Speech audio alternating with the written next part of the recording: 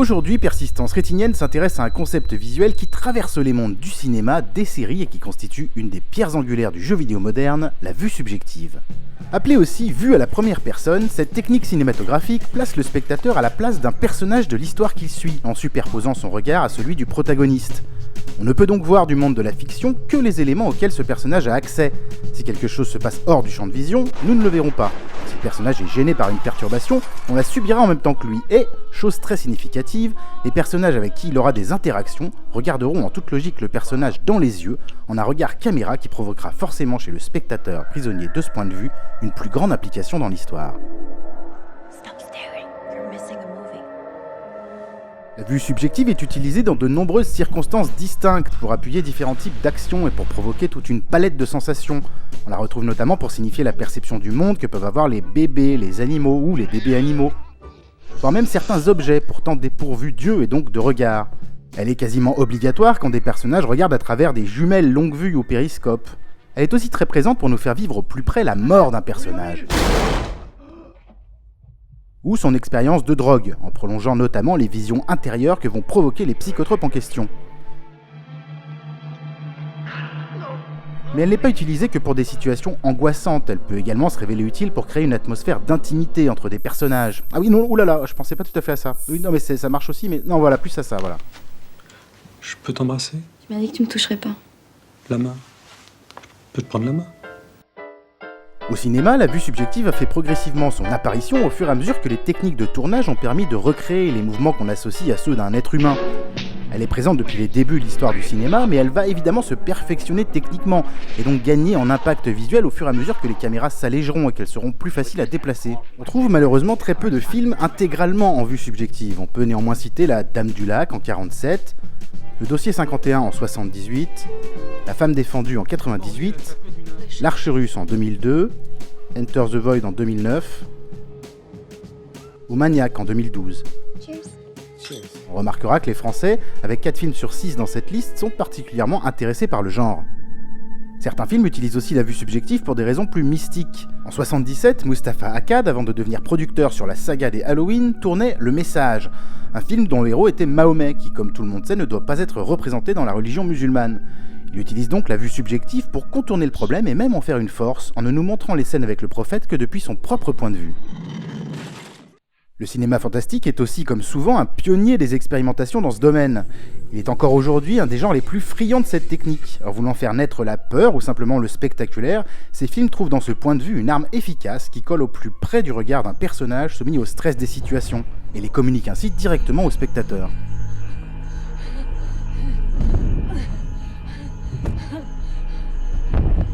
De nombreuses créatures ont ainsi leur propre vue subjective, accompagnée de leur habillage dédié. C'est grâce à ça qu'on peut les reconnaître sans même les voir à l'image.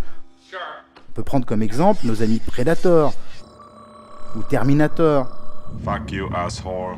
ou encore la force échappée du Necronomicon dans Evil Dead.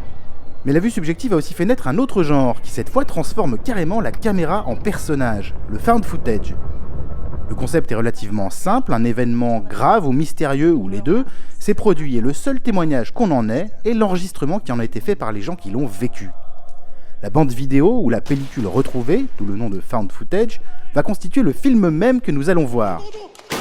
Même si ce n'est pas de la vue subjective à proprement parler, le genre en épouse presque tous les gimmicks. La caméra va suivre les mouvements du personnage qui filme, tomber avec lui, se caler sur ses mouvements de panique, et les autres personnages s'adresseront à lui en regardant la caméra, soit pour faire le point sur la situation, soit par le biais d'interviews ou de témoignages, notamment dans ces moments où la caméra reste seul témoin de ce qui se passe. La recette coûte très peu niveau budget, et les ingrédients sont simples. Du mouvement, beaucoup de mouvement, une qualité d'image moyenne, voire médiocre, un soupçon d'effets spéciaux et de la morve. Beaucoup de morve. Si ce sont majoritairement les Américains qui ont lancé le genre ces 15 dernières années, le vrai pionnier du genre est anglais. Il s'appelle Peter Watkins et imagine dès 1965 un faux documentaire de la BBC sur les effets d'une bombe nucléaire au sein d'une petite ville britannique. C'est toujours cette forme de faux reportage qui est utilisée dans son brûlot antifasciste Punishment Park quelques années plus tard. Mais c'est aussi l'horreur pure et dure qui va trouver dans le found footage un moyen efficace de faire naître l'angoisse, sans compter que les faibles coûts de production du genre se calent à merveille avec les budgets souvent rachitiques. Déjà en 1980, l'italien Ruggero Deodato y trouve un bon véhicule pour le très gore Cannibal Holocaust. Oh, good Lord. It's unbelievable. It's horrible. Le fait que l'horreur ait rapidement colonisé le genre n'est pas un hasard, mais plutôt un héritage assez logique de la littérature épistolaire à tendance horrifique de la fin du 19e siècle, où par exemple Bram Stoker, Mary Shelley ou un peu plus tard Lovecraft utilisaient le principe de l'être retrouvé pour donner une aura de véracité à leur récit, et ainsi accentuer la trouille des lecteurs. Mais malgré le potentiel, le genre restera sous le radar du grand public pendant les 20 années suivantes. Ça n'empêche pas quelques perles d'arriver sur les écrans pendant ce laps de temps. On peut par exemple citer C'est arrivé près de chez vous.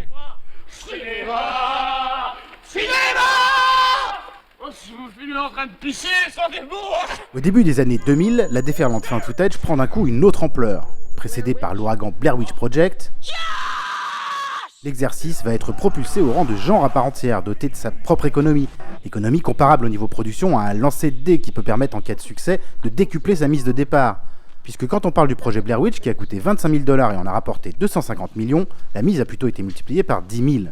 Surfant sur l'arrivée d'internet dans la majorité des foyers pour appuyer sa promo sur le modèle « tout ça c'est réellement passé, venez voir le film qui en est le seul témoin », le succès est monumental et beaucoup d'autres vont évidemment vouloir s'y essayer.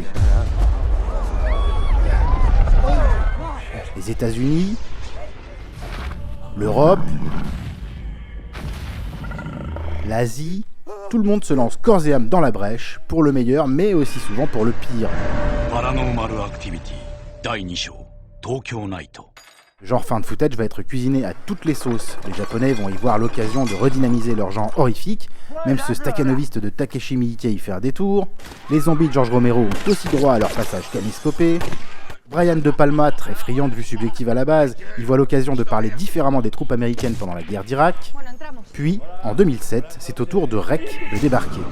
L'électrochoc de Paco Plaça et Raúl Palaguero fait sensation. Son atmosphère survoltée déplace les foules, rend jaloux les Américains qui remake le film dans la foulée. Ah, les ricains, heureusement qu'ils ont les idées des autres pays pour remplir leurs salles, vous allez me dire. On est d'accord, sauf que dans le cas de REC, les Espagnols se sont peut-être un peu, voire beaucoup, inspirés des Français. Et oui, un journaliste en direct qui se retrouve face à un événement surnaturel filmé uniquement du point de vue du caméraman, eh bien retrouvait déjà le concept en France, dans une série diffusée sur Arte dans les années 80. Parce que si le cinéma a visité la vue subjective et le found footage dans toutes les largeurs, les séries, elles aussi, ont su exploiter le filon.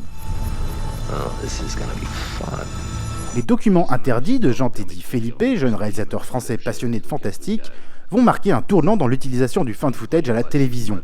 Entre 86 et 89, cette série de faux documentaires effraie et fascine les téléspectateurs de l'Hexagone, avec sa collection d'images mystérieuses et de commentaires flippants. Il n'y avait plus que mon film. Plus récemment, Aurel Pelli, le petit malin à l'origine de Paranormal Activity, s'est vu proposer de produire une série intégralement en found footage, The River, où il décline sa fameuse recette mêlant caméscope à l'épaule, caméra de surveillance, webcam, GoPro et tout le tintouin pour fagoter une histoire de civilisation perdue cachant un grand mystère. Dans My Name is Earl, la bande de white trash que constituent les héros a eu plusieurs fois affaire à l'équipe de l'émission de télé-réalité Cops.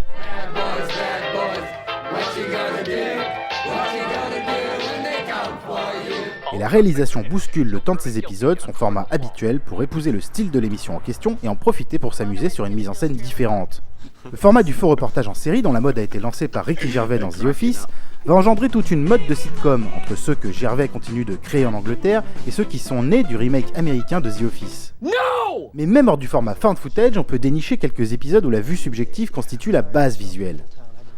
Comme cet épisode des Contes de la Crypte, réalisé par Robert Zemeckis.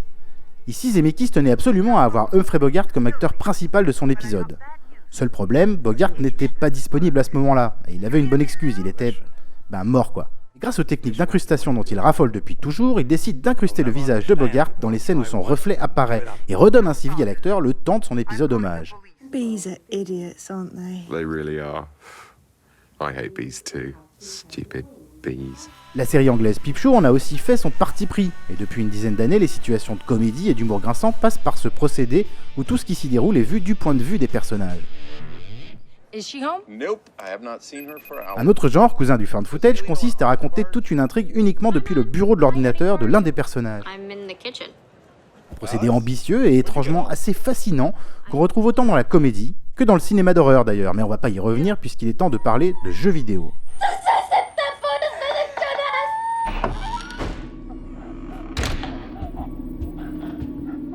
Il aura fallu attendre que l'informatique permette de représenter une telle vue à la première personne pour que ce qui est maintenant une institution inébranlable commence à voir le jour. What if we create a shooter game that's totally immersive, that shows the player's perspective of his surroundings? Si la jolie Cameron d'Alted Catch Fire est légèrement à la bourre quand elle évoque cette possibilité en 1985, c'est parce qu'elle parle de jeux en ligne, alors à ses balbutiements aux États-Unis. Mais les jeux à la première personne, dans leurs itérations les plus basiques, ont déjà montré le bout de leur nez vers le milieu des années 70, avec Maze Wars, Passim, Ultima, puis Midi Maze. Mais c'est au début des années 90 que ce qu'on appelle le FPS, First Person Shooter, le jeu de tir à la première personne, connaît son véritable essor. De Catacomb 3D à Doom, en passant par Wolfenstein et Duke Nukem, l'avènement de ce qu'on appelait encore le Doom-like en référence au titre le plus populaire de l'époque, va donner naissance à des œuvres plus scénarisées, comme le très marquant Half-Life qui s'empare des règles du genre pour y intégrer une réelle histoire. J'ai peur qu'on puisse le déplacer, et tous nos téléphones sont morts. S'il vous plaît, allez à la surface et prévenez-les que nous sommes bloqués ici. Dans le monde des jeux vidéo, le choix de l'angle de vue principal est d'autant plus primordial qu'il accompagnera le joueur sur des dizaines, voire des centaines d'heures. Les vues subjectives étaient souvent présentes dans les jeux de course pour justement ajouter à l'immersion du joueur. Elles sont maintenant partout. Des figures phares du genre FPS comme Call of Duty, Battlefield, Far Cry ou Borderlands pour ne citer que les plus récents, jusqu'aux jeux de rôle ou ces fameux jeux d'enquête très à la mode ces derniers temps où l'action est quasiment absente. On pourrait dire que le jeu vidéo s'est inspiré du cinéma pour développer sa maîtrise de la vue subjective, mais le cinéma s'en est surtout servi, à l'exception de quelques films entièrement en vue subjective qu'on a cités plus tôt, lors de séquences ou de simples plans ponctuellement placés dans un récit pour tenter d'appuyer l'implication du spectateur. You alright? Need help? Sweetie, you're doing good. Le jeu vidéo, lui, va en faire autre chose, plus qu'un genre, plus qu'une esthétique. C'est un véritable boulevard artistique qui s'ouvre à l'avènement des premiers FPS. Beaucoup de jeux ne sortiront même plus de cette vue à la première personne. Non seulement elle est le ciment de la plupart des grandes franchises du jeu vidéo actuel, mais elle contamine même des jeux qui en étaient jusqu'ici éloignés, comme pour le portage next-gen de GTA V, qui offre aux joueurs sur cette dernière version le choix de pouvoir tout jouer à la première personne. Well, the man on my wing presents no immediate danger. I'll do my best to oblige you. Ce n'est d'ailleurs pas la première fois que GTA déplace sa caméra. Sa vue zénithale avait déjà fait place à une vue à la troisième personne entre les opus 2 et 3. Alors finalement, quelles sont les questions que soulève tout ce catalogue que l'on vient d'explorer? La vue subjective est-elle vraiment le procédé qui implique le plus le spectateur en termes visuels? Et est-elle vraiment la représentation la plus proche du ressenti immédiat d'un personnage? Le besoin pour le gamer de base de maîtriser sa perception de son environnement, en particulier dans les jeux offrant de l'action régulièrement, va en toute logique pousser les développeurs à proposer des choix entre plusieurs valeurs de plan. Comme dans les jeux de rôle des studios Bethesda qui vous permettent de passer très facilement d'une vue troisième personne à une vue première personne, selon qu'il faut ou non surveiller ce qui peut surgir dans les angles morts. C'est entre autres pour cette raison que jouer à des jeux de sport, de foot on va dire, comme PES ou FIFA en vue subjective, sera assez compliqué, voire impensable sur tout un match. À part quelques séquences ponctuelles ou des modifications personnelles que certains joueurs peuvent faire, le mode première personne n'est pas encore à l'ordre du jour. Il faut, pour maîtriser le jeu global, pouvoir régulièrement changer de point de vue. Ce changement correspond pour le joueur à son besoin de récupérer de temps à autre l'équivalent de sa vision périphérique. Cette vision périphérique, c'est la capacité pour l'œil humain à aussi percevoir les mouvements qui se situent à la lisière de son champ de vision direct. Une capacité dont les caméras subjectives nous privent malheureusement. C'est d'ailleurs ça qui contribue en majorité à cette sensation d'enfermement qu'on ressent quand on est prisonnier d'une telle prise de vue. Comme ça. Oui.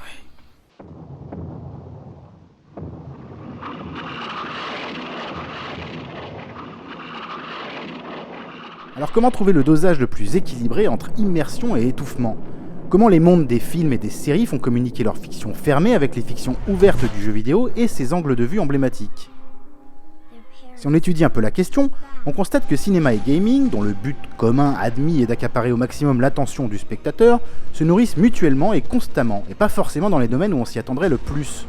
Ne parlons pas ici des adaptations de jeux vidéo en film, qui, s'il leur arrive de nous offrir quelques surprises, penchent majoritairement du côté du pire, mais intéressons-nous plutôt au mimétisme visuel qui se crée souvent entre les deux. Zack Snyder, dans son remake de Dawn of the Dead, va ouvertement utiliser des prises de vue qu'on associe normalement d'abord aux jeux vidéo. On pourrait facilement y voir un lien avec des vues disponibles par exemple dans les GTA, peut-être pour associer dans l'inconscient du spectateur la violence chaotique de la scène avec celle du jeu. Dans El Rey de la Montaña, les enfants psychopathes qui traquent les héros sont ouvertement accusés par la mise en scène d'avoir abusé d'un certain type de jeu. Accusation réactionnaire qu'on retrouve aussi dans le Elephant de Gus Van Sant. Ah, saleté de jeux vidéo qui rendent les gens violents. C'est à se demander ce qui tournait dans les PlayStation la veille de la Saint-Barthélemy. Des films comme Crank, Sucker Punch, Speed Racer ou District 9 ne cachent à aucun moment leurs influences vidéoludiques. Le récent Edge of Tomorrow reprend pour son intrigue un principe à la Un jour sans fin qui est directement calqué, comme le souligne son titre français, sur le « vivre, mourir, recommencer » qui est à la base du principe du gaming. On perd une vie, on se relève et on recommence, rien d'anormal, on perd pas de temps. À une époque où cinéma, télévision et gameplay ne peuvent plus s'ignorer les uns les autres, la course à l'immersion et au gimmick visuel est engagée et elle est partie pour durer. L'avantage, c'est que les 3 concurrents devraient en sortir gagnants pour le plus grand plaisir du joueur et du spectateur. L'arrivée des casques de réalité virtuelle, les technologies 3D qui affinent de plus en plus notre expérience visuelle et auditive, nous plongent de plus en plus intégralement dans les expériences que les écrans peuvent nous offrir. Quitte à dissiper dans sa quasi-totalité le monde extérieur qui nous entoure. Plus notre regard colle à celui des personnages, plus nos yeux se rapprochent de l'écran, plus le son nous atteint et nous englobe sans interférence, plus l'œuvre qui se déroule devant nous existe. Mais plus le spectateur devient le sujet de ce qu'il regarde, plus il y est assujetti, voyant se noyer sous les artifices visuels ce qui compte pourtant toujours le plus, la qualité de l'histoire que l'on nous raconte, sa force d'évocation et ce qu'elle nous inspire. La vue subjective, toute immersive qu'elle soit, se révèle néanmoins très restrictive au niveau de la mise en scène. Elle fonctionne à petite dose ou quand son utilisation est pleinement justifiée. Elle ne peut prétendre être la seule pièce sur l'échiquier des réalisateurs, et rares sont ceux qui savent l'utiliser avec sens et au bon moment. Mais il y en a.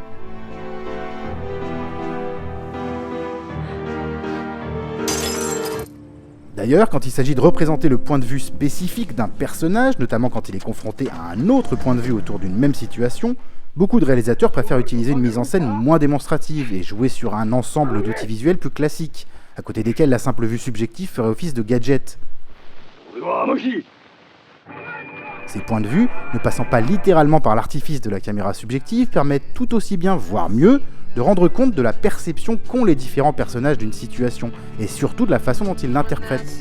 Et certains réalisateurs, comme Ridley Scott, commencent à envisager l'idée de faire des films où le spectateur pourra évoluer dans le champ même de l'action, comme s'il était un personnage de l'histoire, en ayant ainsi la possibilité de choisir lui-même l'angle de vue et de construire sa propre mise en scène. Mais que le point de vue subjectif soit littéral ou non, que le film, la série ou le jeu soit bon ou pas, on peut aussi décider de ne pas surintellectualiser la chose et juste se détendre. Apprécier cette idée de se laisser embarquer pour quelques heures dans des univers qu'on semble pouvoir effleurer du doigt, et laisser le monde réel de côté le temps de notre expérience, histoire de s'échapper un moment, de devenir quelqu'un d'autre. La réalité nous rattrapera bien assez vite, et puis comme on dit, il n'y a pas que la vraie vie dans la vie. Ah bon, on dit pas ça ?